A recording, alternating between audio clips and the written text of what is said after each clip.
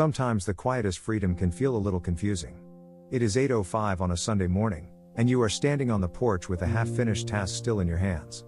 The sensor lights down the row begin to fade one by one, the air conditioner keeps humming behind the wall, and the city reflects softly in the dark glass. There is nowhere to be right away. So why does your body still feel slightly braced? This may be the quiet power of a Sunday morning with nowhere to be. In this video, I'll slow down with that feeling, look at why rest can feel unfamiliar, and offer one small way to let the moment be what it is. A Sunday morning like this is a pocket of time where no one is asking for your answer, your speed, or your attention, but your mind may still act like something is about to be taken from you. It can look peaceful from the outside. The porch is still. The street is not fully awake. Maybe a delivery truck passes once, then disappears. Maybe someone's dog barks 2 houses away, then the sound drops back into the same quiet. Nothing is wrong. Nothing is urgent. But inside, there is a small tightening, as if the day forgot to assign you a role and part of you does not know what to do without one. One common reason is that busyness can become a kind of identity. When your week is built around answering messages, finishing tasks, driving somewhere, checking on people, and keeping things moving, stillness can feel less like rest and more like losing your place. Your mind starts to connect motion with usefulness, so a quiet hour may feel suspicious, even when nothing bad is happening. You stand there with your coffee cooling in your hand, still thinking about the laundry, the email, the thing on the counter, because doing has become the easiest way to feel located. Sometimes, it comes from living around constant availability. If people are used to reaching you quickly, and you are used to responding quickly, your body may stay open for interruption even when your phone is face down. The day may be empty, but the habit of being reachable keeps buzzing quietly inside. So even on a Sunday morning, with no appointment and no alarm, you might glance toward the screen just to make sure the world has not asked for something while you were standing still. There's also a quieter reason, and it is the way rest can reveal what the week covered up. A busy life gives the mind many places to go, and that can be comforting in its own strange way. When the noise drops, small feelings rise closer to the surface: loneliness, relief, tenderness, a tiredness you did not notice while moving. You might keep wiping the same porch table or adjusting the same chair, not because it matters, but because a small task gives your hands something to do while the quiet gets closer.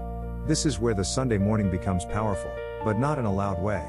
It does not arrive like a big breakthrough. It does not announce itself as peace. It might arrive as a strange pause near the door, with the house behind you and the morning in front of you, and for a few seconds, no one has claimed you yet. That can feel beautiful and uncomfortable at the same time.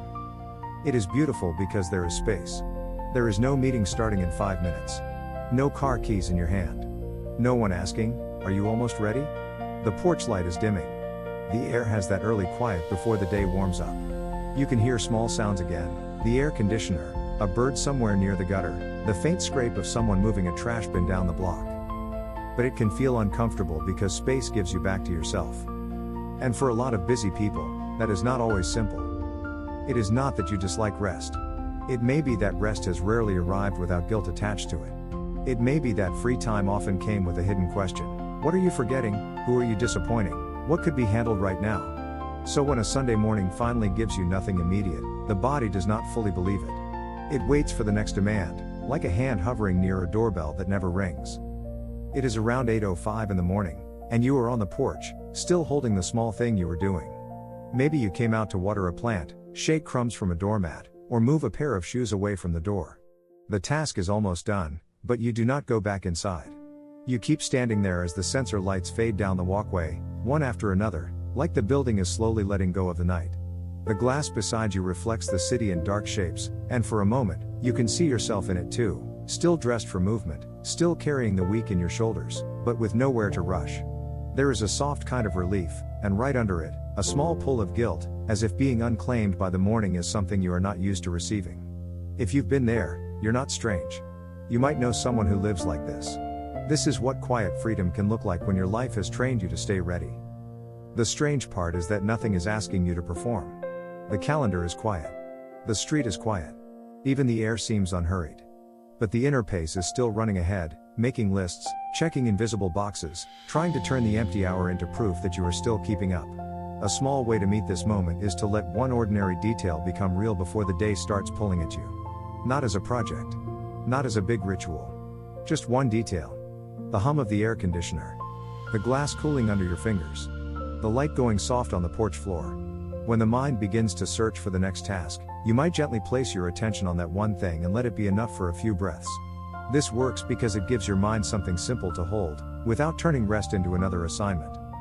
You might also give the empty time a small name. Something quiet, like, "This is open space," or, "Nothing is asking yet." The point is not to convince yourself that everything is perfect. It is only to tell the truth about the next few minutes. No one is at the door. No message is demanding an answer. The plant has been watered. The porch is still here. Naming the moment can help separate real pressure from leftover pressure, the kind that stays in the body after the week has already ended. And there is one detail people often miss: the quiet power of Sunday morning is not only that you can rest. It is that you get to notice how much of your life has been shaped by being on call.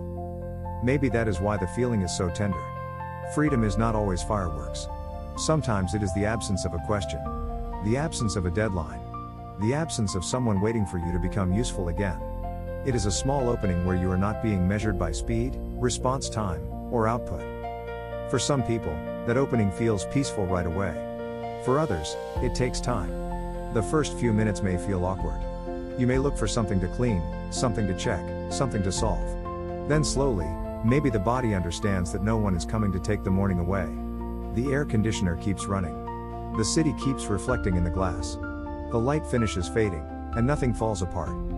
That is the quiet power here. Not a grand escape from your life. Just a moment where life is not pressing on you so hard.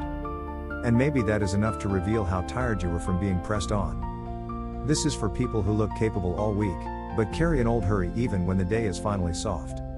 So if a Sunday morning with nowhere to be feels both peaceful and a little uncomfortable, it may not mean you are bad at resting. It may mean your body is still learning the difference between real pressure and remembered pressure. You can stand on the porch for a little longer. You can let the light fade without replacing it with another task. Sometimes the quiet does not ask anything from you. It simply lets you remain.